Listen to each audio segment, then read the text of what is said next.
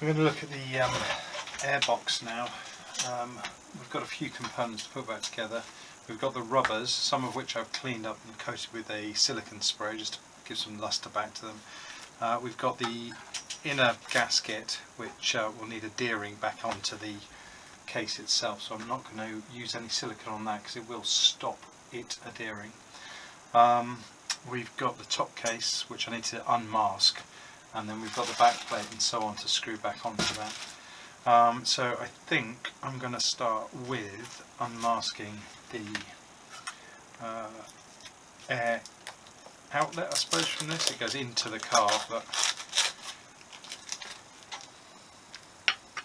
I do need to order an actual filter element for this, or get some sheet of filter element and make my own. The elements themselves are quite expensive, they're like 18 quid or something.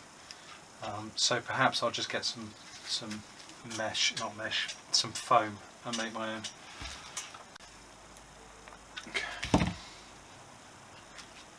Next up on the airbox, I'm going to refit the rubbers to it.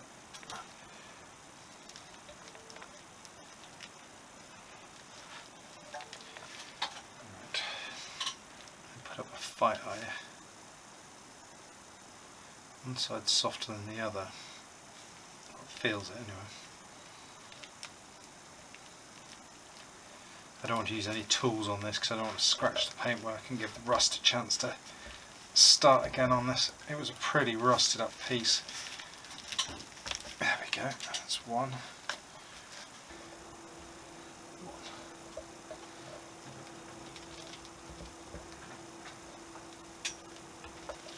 There we go. It's a bit of a fight.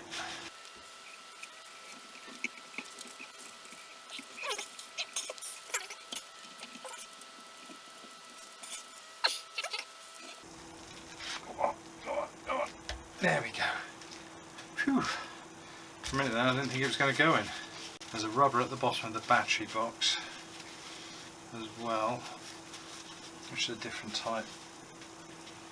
It's like a disc with a button on the back.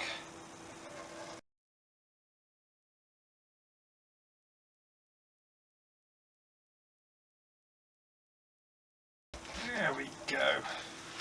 There we go. Whew, all good fun. I think I'll fit the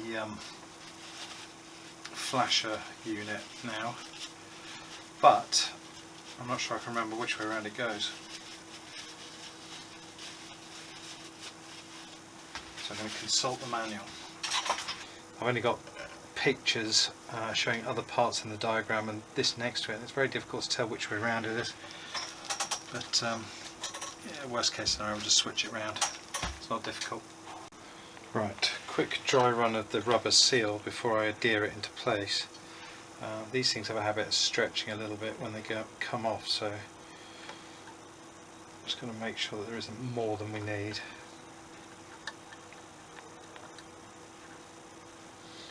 It's sort of falling into its old shape, so you can tell where it came from. Okay, yeah, it looks like we might need to just trim it slightly because we've got an overlap of like 4 or 5 millimeters. Make sure it's all sat down.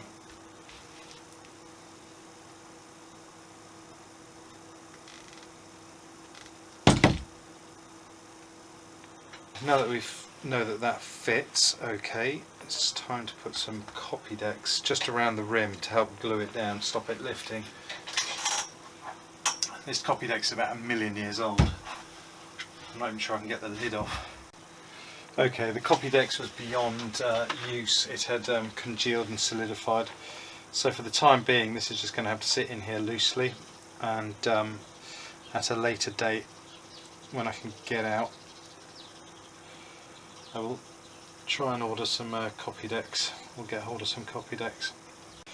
Okay, so that's the seal on.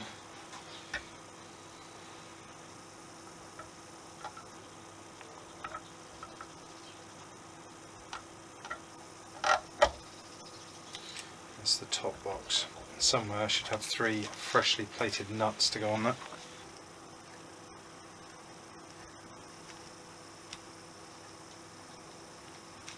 With the threads now recut parts, or at least the paint cut out of them, we should be able to get the nuts onto those.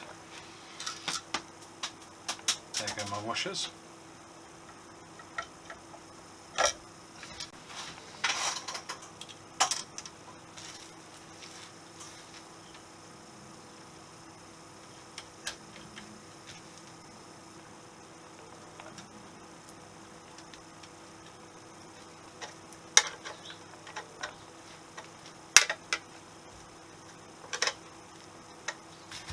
That's the airbox almost fully assembled now.